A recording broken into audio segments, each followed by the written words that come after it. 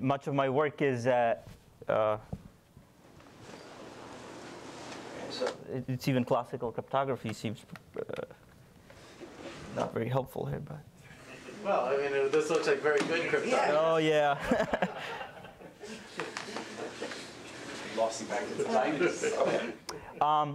In fact, most of it is quantum, is pre-quantum or quantum friendly, so you can break it if you had quantum computers. But the focus of the talk today is going to be talking about certain classical systems, and perhaps they can give us some inspiration for some problems that might be interesting in the quantum world. And so this is sort of just very, you know, I'll suggest some open problems, but you know, you know, there might be problems with the open problems as well. So, so think of it more as a discussion, and please feel free to interrupt, ask questions, and we can sort of deviate in that direction, and I can talk more, and so on. Okay, so starting with, so very high level, I'm going to talk most about obfuscating quantum programs. So this is, and I'll talk more about the classical stuff here. This is sort of probably a big challenge problem to some extent, even in the classical world, doing it from good assumptions. So it might be okay to make strong computational assumptions, but the reason I'm going to talk about is that it's really powerful, and the fact if we have it, it's possible that any cryptographic problem that you might expect in the quantum world, once you have this tool, you might be able to solve all those problems. So it's sort of a really, you can, in the classical world, it serves as a crypto-complete primitive. So perhaps in the quantum world, it can serve a similar role. But it might itself be a hard goal here. So I'll suggest a couple of more tangible or problems in that direction, which might involve solving some specific instances of obfuscation for special programs and so on.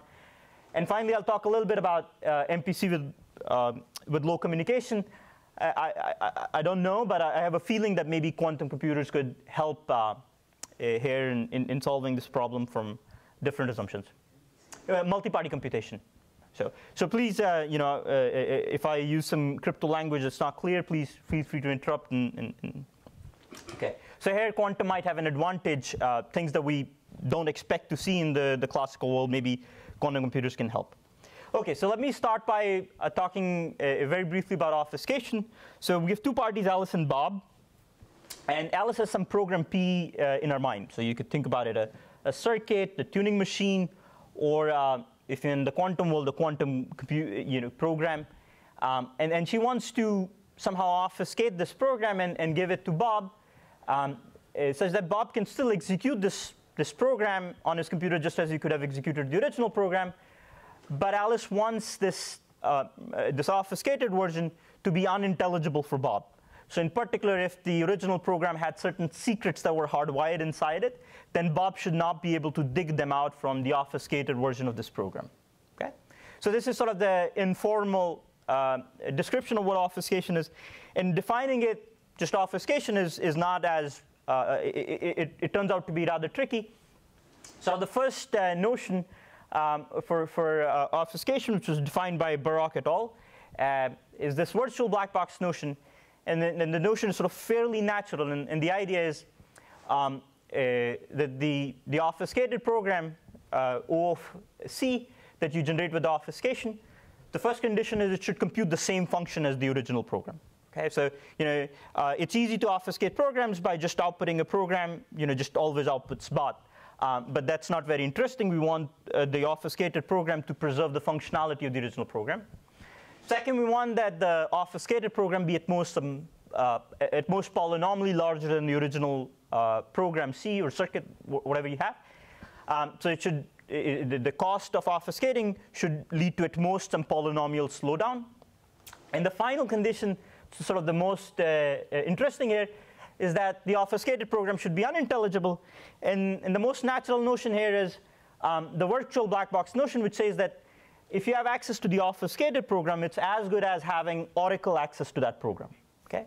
So whatever an attacker A could do having access to the obfuscated version of the program, he could have done the same thing if he just had Oracle access to that program. In addition, it also knows the size or the description length of the program, because that might be leaked by the obfuscated circuit itself. But it does not leak anything more than that. Okay? So in other words, the attacker should not be able to do much more than having, if you have access to OFC, you shouldn't be able to do much more than if you just get access to input-output behavior of the circuit C. Okay? So this is sort of a fairly natural notion, but in the same work where Barak et al. Introduced this notion, they pointed out that this notion is actually impossible to realize in general. So there are specific circuits, though somewhat esoteric, for which this definition is not realizable. Okay? So question? Statement that it's not realizable? Yes. So in fact, there is a concrete attack. So if you give me an obfuscation of a circuit, I can figure out one bit of information that you couldn't have figured out if you just had Oracle access to the program.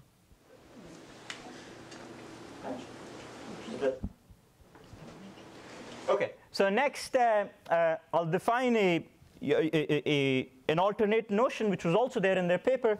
It's called the indistinguishability obfuscation notion. And the idea here is, if you have two circuits, C1 and C2, which compute exactly the same function. So think of these just being two different implementations of the same program or circuit or underlying function. And I further assume that they're of roughly the same, they're exactly the same size, but if they're different sizes, you can pad one of them by just adding a bunch of no operation gates. Then I require that the distributions of obfuscation of one circuit is computationally indistinguishable from the distribution of the other circuit. Okay? And this should be the case even if you know both C1 and C2. Okay? So this is, this might seem like much weaker notion, and in particular, this is always, it's always possible to achieve this notion if you allow the obfuscation process to be inefficient. In particular, if you have a circuit, you get a circuit C as input, what you do is you write down all possible circuits that compute the same function and pick the lexicographically first one in that list, the smallest one, and output that as the obfuscation of the circuit. And then if you're given two circuits that implement the same function, the output of this inefficient procedure O is going to exactly be the same. So the key challenge here is, this can always be done, and it's inefficiently, but the key challenge is perhaps additionally using computational assumptions to be able to obfuscate efficiently. So we want to be able to output sort of this canonical form, which is efficient. So in particular, if you were allowing this inefficiency, then of course it doesn't obfuscate at all, because you now... Yes, well, it obfuscates by, it achieves the definition, right? But it doesn't obfuscate in some sense at all. Yeah. So Sanjam, I don't know if you were intended to get to quantum only later, but like even this obvious thing is not so obvious if you think about quantum circuits, right? Because you cannot write the truth table. You need to somehow like compute the unitary that is performed by that. Is there like a well-known way of defining a canonical circuit for? You model it as a channel. Yeah. I think you could do this. You could do the lexicographically first one that gets within epsilon of all the probabilities. Right, but then if you have two circuits. No, there's a. I mean, it's totally well defined. It's just what diamond or. We also have canonical.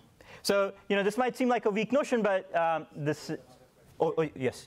Can you say anything about how sort of this definition you gave captures the intuitive notion of obfuscation? I mean, yes, I will talk about it in an upcoming slide. But just maybe one or two slides. Yeah. This example is, I mean, in some sense, if you wanted to give the least obfuscated version of C you could, that would probably be it. The least of, well, I mean, so in an inefficient sense, you mean? I mean, the lexicographically first circuit might be intelligible and might not be. Or, I mean, Yeah, I mean, right. So, okay.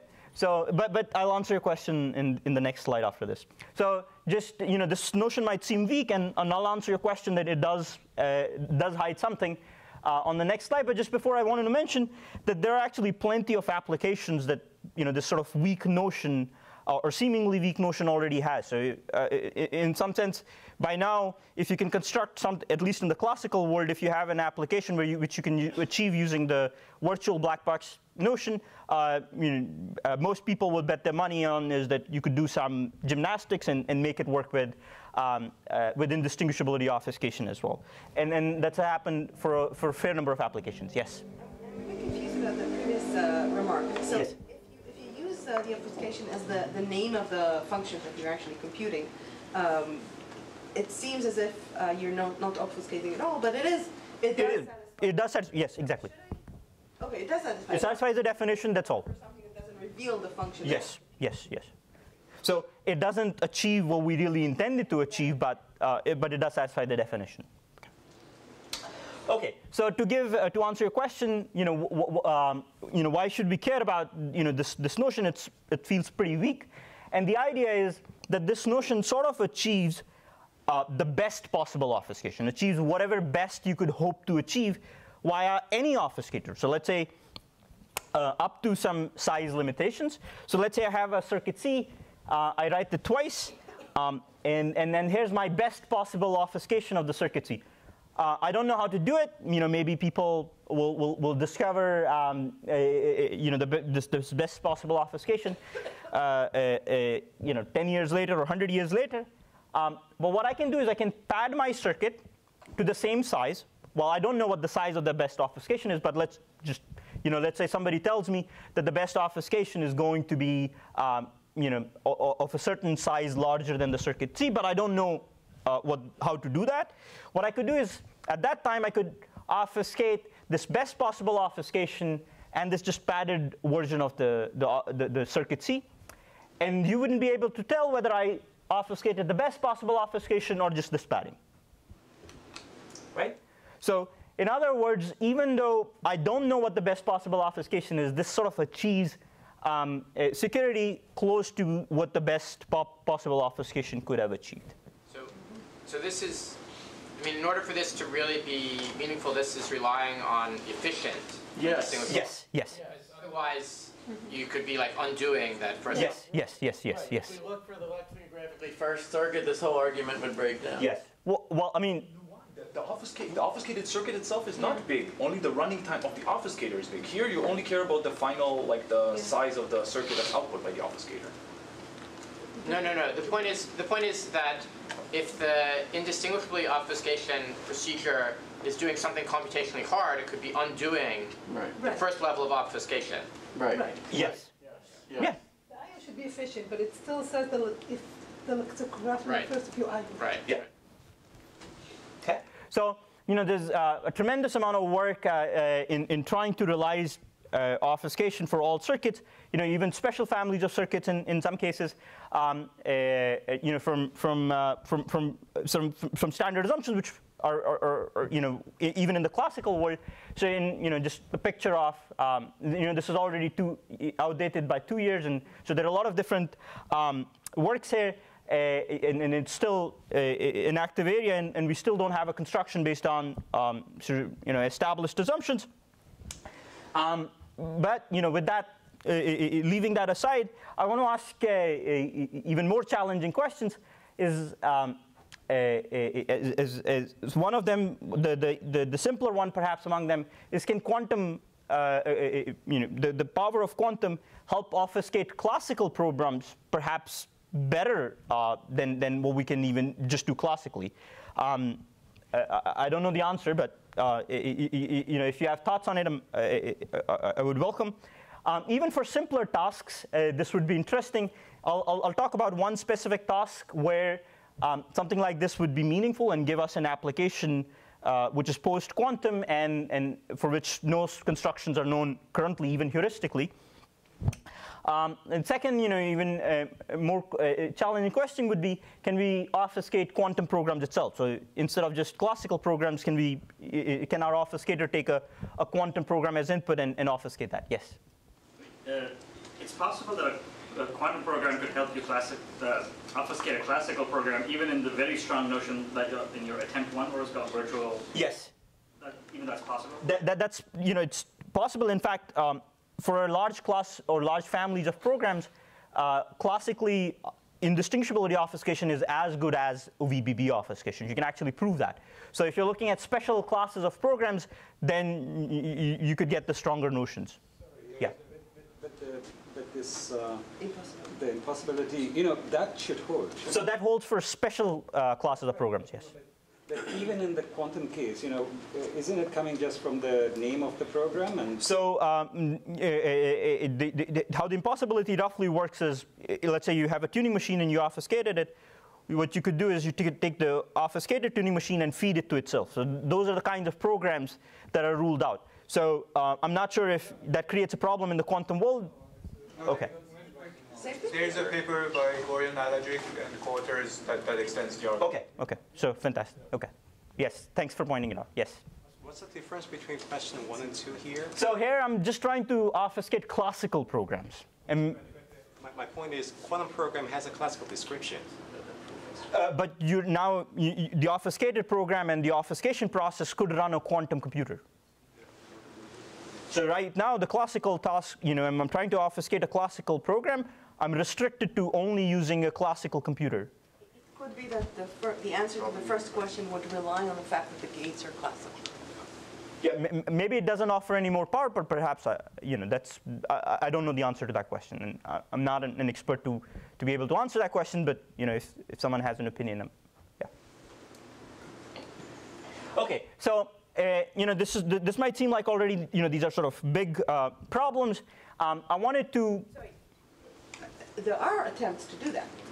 To do quantum obfuscation of programs. The impossibility result. Are there any positive? VBB impossibilities. Yes. Yeah. Or even VBB for other families. There were also attempts to do it using not invariants, and there were attempts to do quantum obfuscation. But it wouldn't be in the VBB. It would not be. Yeah. So what can be said about them? I'm not aware. So. Yeah, there were, okay, you risked like some suggestions with them. And I think the way it kind of works in general is Okay, so these are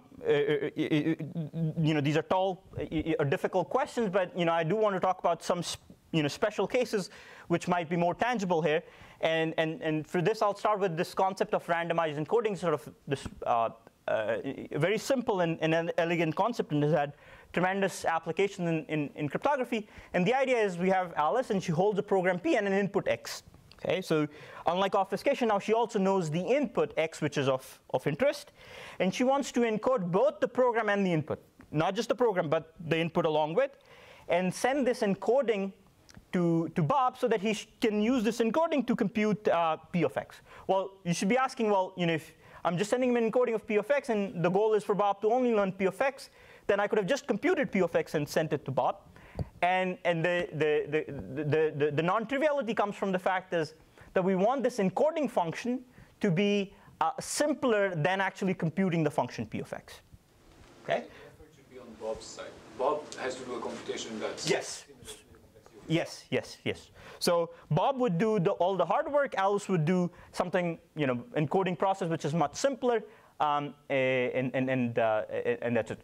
So the other question could be, well, why doesn't Alice just send P and X in the clear to Bob? And that's where the security requirement comes in, which says that the encoding of P of X, P comma X, does not reveal anything more than the output Px. So Bob does not, given this encoding, does not learn anything more than Px. So he doesn't learn what P is or what X is, besides the size of the program and the input X if it was a tuning machine or something like that. But Bob doesn't learn anything more than that. Okay. And the difficulty is here that P of X has to be obtained in the clear. Yeah, P of X has to be obtained in the clear. And so in the classical world, sort of or classical crypto world, so that's why it's sort of non-trivial, for example, when you compare it with FHE. And in FHE, you typically require the size of the communication to remain small. Here, I'm not even requiring that. So communication could be large.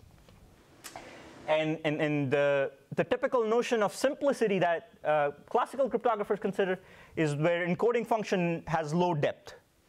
It could have large parallel complexity, but it's a low depth circuit. Okay?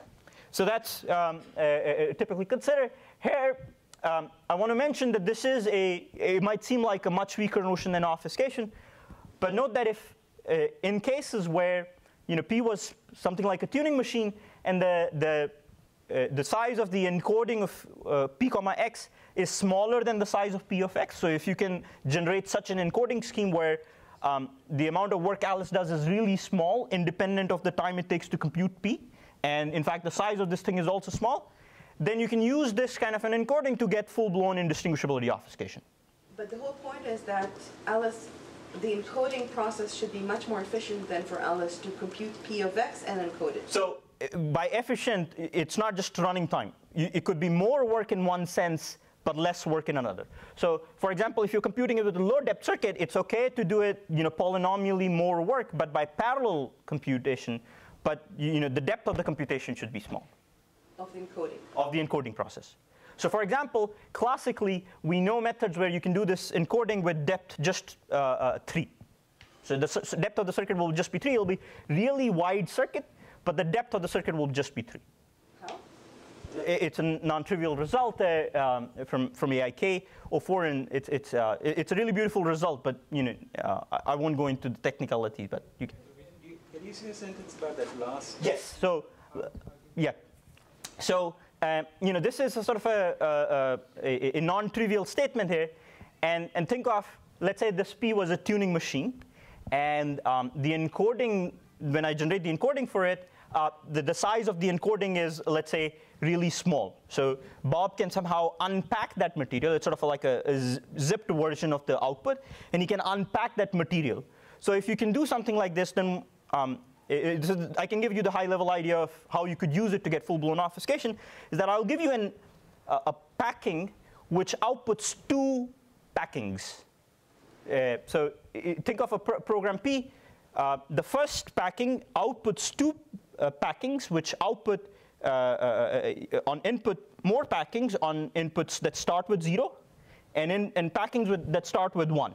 And now these 2 packings can output more packings. So obviously there's an exponential number of packings, but you only need to pursue down one path, the specific packing that you want to compute. And once you get there, you can use that to learn the. I mean, it's a very high-level idea, but you can sort of amplify it, and it's sort of a non-trivial result.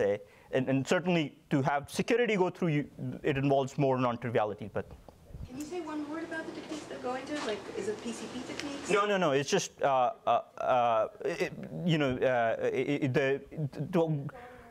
cryptographic techniques. Yeah. So the issue is how do you prove obfuscation? Yes. So that's non-trivial, but the high-level idea is sort of fairly simple, right? So think of, let's say this P of X is. Think of encoding as a zipped version of P of X, right? So the zipped version is capable of generating P of X, and now you can think of exponential compressing just using a Merkle tree or something like that, something very high level. Okay. But most of the hardness of getting an obfuscation is in getting this randomized encoding. Yeah. That's one of the hardest. Okay. So, but this is it might seem like a much simpler task. But this is only in the case when you have, the sizes are smaller. It's very interesting to realize this primitive without that constraint as well, right? So that's, yes? Can you say why? I was going to ask, so why is that interesting, the low depth thing, so the low depth result? You said that's a result, right? And it's not. Yes. So for example, if you were just to think about computing a program P, right? Let's say I have a quantum computer which is just incapable of computing large depth circuit. It's not that this allows you to do something else. You're really just saying Alice has a. No. There are other cryptographic applications as well. Yeah. But this is just one of the perhaps even non-cryptographic applications. Okay. So I think that one natural question, perhaps taking inspiration even from the previous talk, is can Alice encode a quantum program classically, right? That would be sort of amazing, where Alice could, and there I don't really even care about the sizes of these things. It's just that Alice somehow takes a program and an input and massages it to come with an encoding all classically, and then sends it to Bob, who can just do all the quantum computation and get P of X from it. What is assumed on the power of Bob? So Bob is quantum. So this is like the strongest thing I can imagine. I don't know if it's possible. Bob is quantum. Alice is completely classical. There's no verifiability question here, right? No. Yeah. I just Alice is completely trusted, and she doesn't get anything from Bob. So Bob, there's no real trust placed in Bob as well. It's just that Bob needs to learn P of X, and we want to say that he doesn't learn anything more than that. But he can do polynomial quantum computation. Yeah. Okay. So this is, but this would be sort of the perhaps an ultimate goal. There could be weaker questions that you could consider where, Alice is also quantum. Perhaps, can compute quantum circuits of low depth, for example. Or you could place requirements on, the size of P of X or what have you. So you could have multiple such simplicity requirements on the encoding of P comma X and expect Bob to learn just P of X and nothing more from that. Okay? Questions? Yes? In this scenario, does Bob have the ability to provide his own input? So in this, say no. In this case, no. But if you want to convert it into an obfuscation, yes, Bob needs the power. Oh, good, excellent question. So the point is, when I give him a packing, he unpacks it. Think of the packing as yielding exponentially many packings more, and you eventually getting the choice. You feed your input from the fact which packings you unpack. Basically, it's a path. Yeah. So it's sort of like the GGM construction for. Okay. More questions?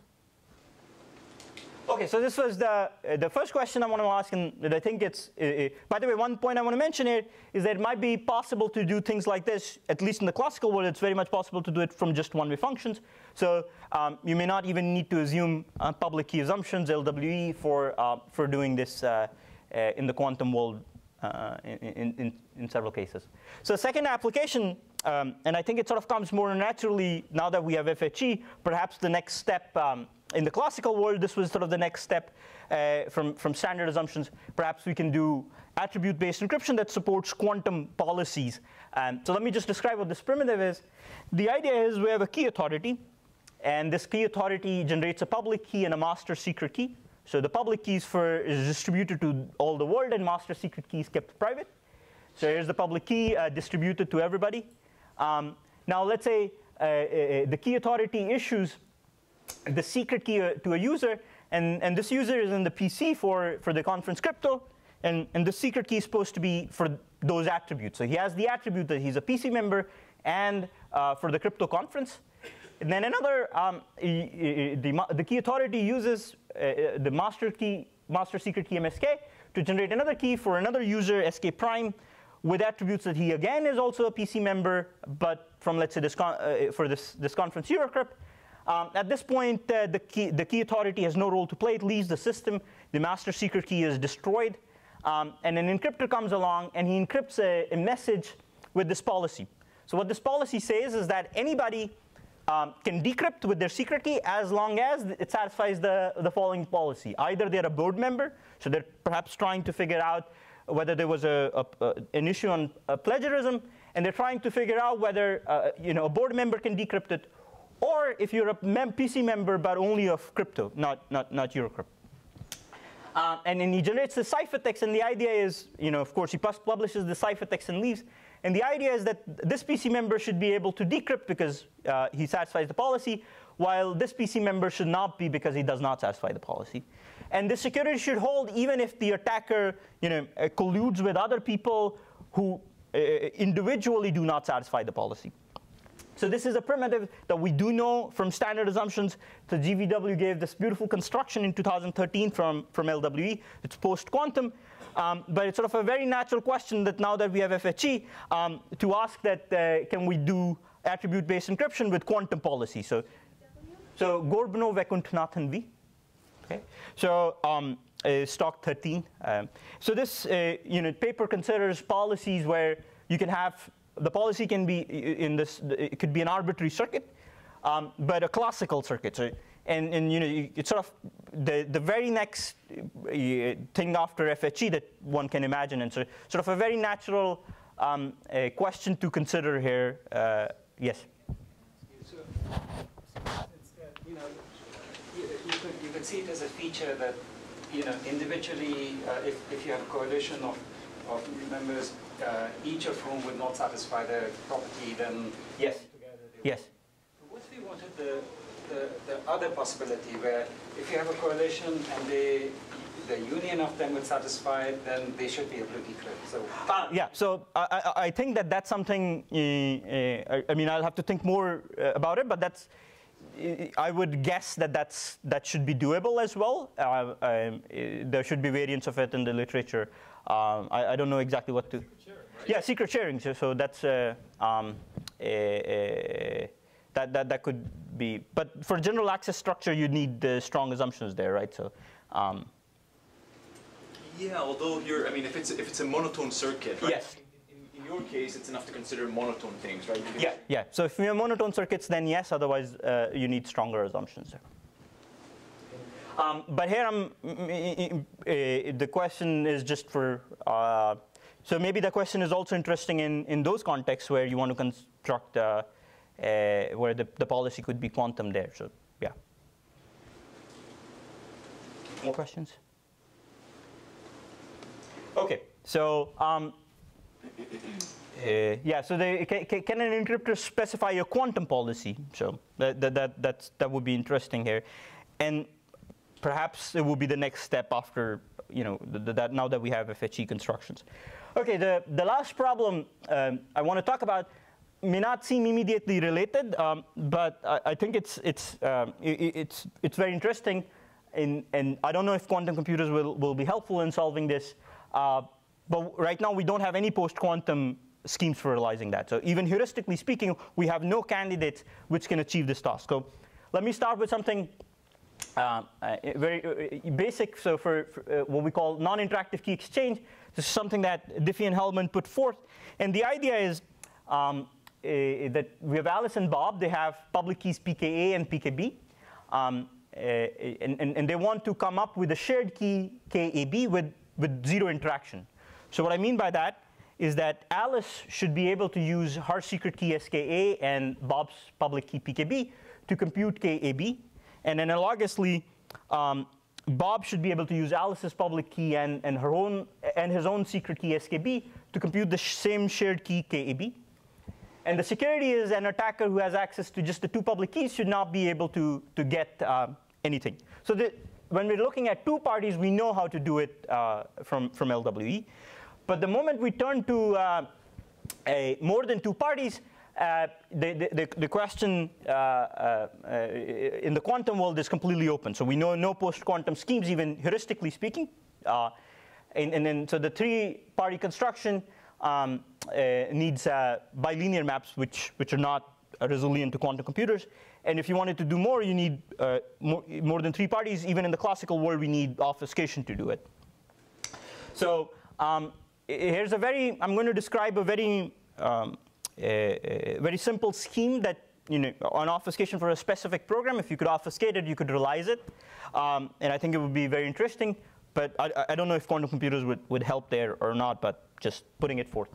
So the idea, I'll try to do it for 4 parties. So I have 4 parties, and they want to establish a shared key such that any subset of the so any individual party can use the public keys of the rest of the parties and its own secret key to come up with a shared key.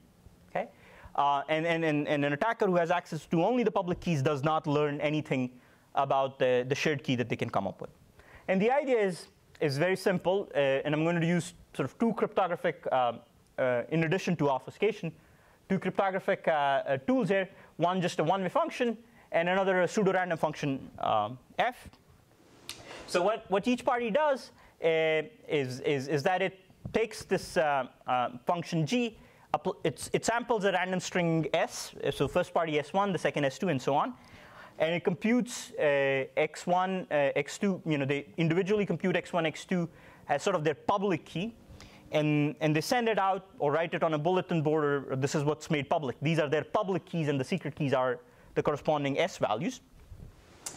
And their shared key is somehow going to be magically the pseudo-random function with the key k computed on the concatenation of these 4 inputs. Okay, so x1, x2, x3, x4.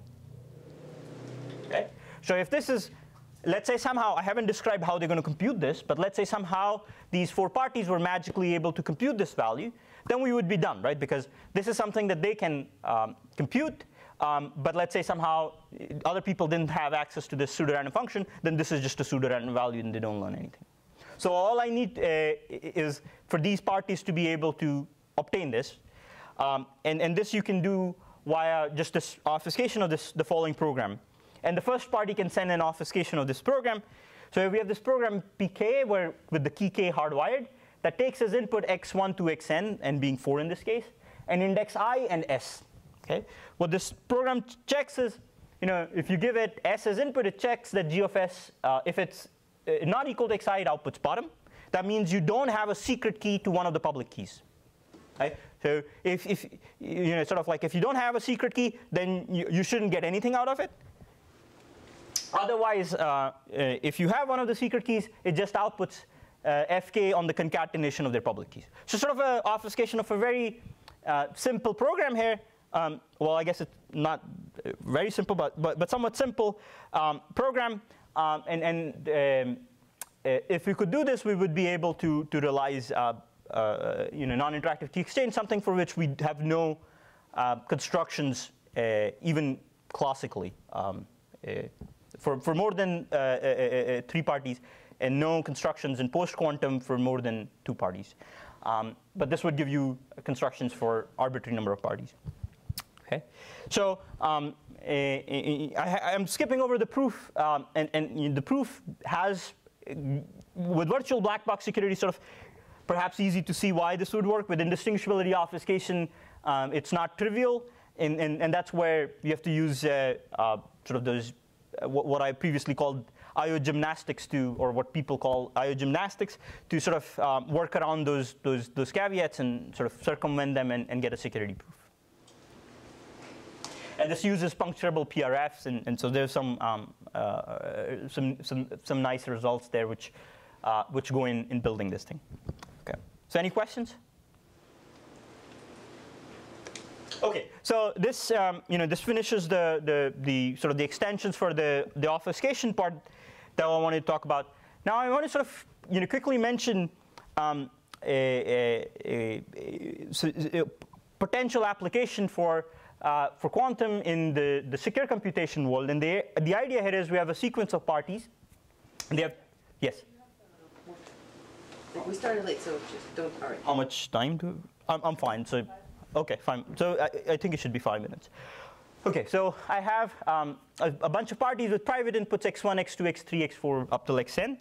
And they want to compute this function f, which takes as input these private inputs and computes this output and gives it to all the parties. Okay, and we want, so f is classical here for the simple case, and the security I want is that an attacker, even if it corrupts a subset of these parties, any subset that it likes, he should not be able to learn anything more than what it can learn from the inputs of the corrupted parties and the output of the computation, and the joint output of the computation. The sort of a sort of fundamental notion in cryptography. And in terms of efficiency, there are sort of 3 parameters one could consider. One is what is the computational cost that parties spend, what is the round complexity of this protocol, what's the communication complexity of the protocol. With respect to the first 2 questions, you have sort of very good understanding of these 2. We know how to get almost asymptotically speaking optimal computational cost and optimal round complexity from basically the minimal assumptions that are necessary for those tasks. But the question of communication complexity, there's some interesting open problems here that I think deserve work. And this is, if you're talking about communication cost there, so the first result which I want to talk about is for fully homomorphic encryption. So if you have access to fully homomorphic encryption, you can realize multi-party secure computation with communication cost independent of the size of the circuit. S being the size of the circuit that you're trying to compute, you can do that. And here's a very simple protocol for doing that. So you run an MPC protocol. So I'm trying to realize an MPC protocol where the communication cost is independent of the size of the circuit I'm computing. So the first step, I'm just going to run an MPC protocol that sets up the public key of a FHE scheme and secret shares for of the secret key among all the parties. So everybody gets a share of the secret key, and every individual gets a share of the secret key, and everybody gets access to the public key PK. Next, party I just sends an encryption of its input under PK to everybody else. Now, if you have access to everybody's input in encrypted form, you can just compute encryption of the output. From there, you can just run an MPC to decrypt encryption of C of X, and then everybody gets the output. So sort of a very simple protocol, but it relies on fully homomorphic encryption. Very recently, there's sort of this celebrated work by Boyle et al., where they got a result from DDH. This is not post-quantum, so this is sort of pre-quantum.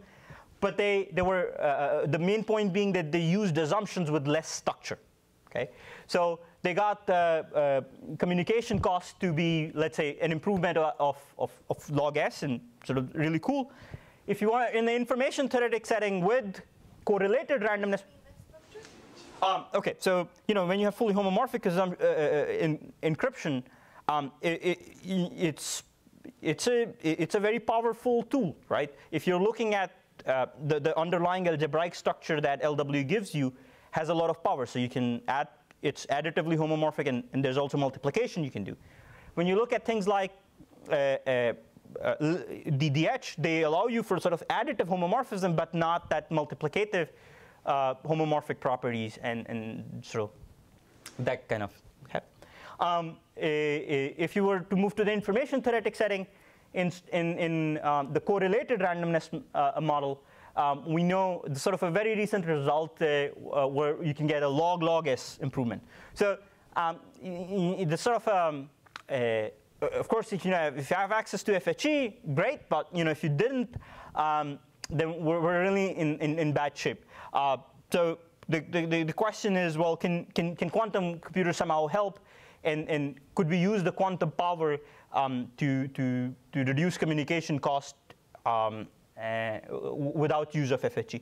Note that this question is also interesting if you do use FHE, but limit the use of FHE, right? Because FHE is also much slower than perhaps, for example, if you're just doing something from one-way functions. For example, if you could do some FHE, but a significant chunk of the work was done without FHE, that could be more efficient. And it's worthy seeing if quantum computers can help on that. So that's all I wanted to say. Happy to take questions.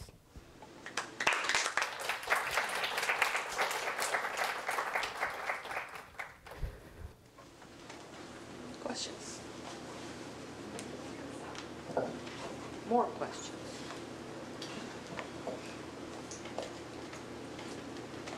Yeah? Break? Okay, we all need a break. Thanks, Sanjam.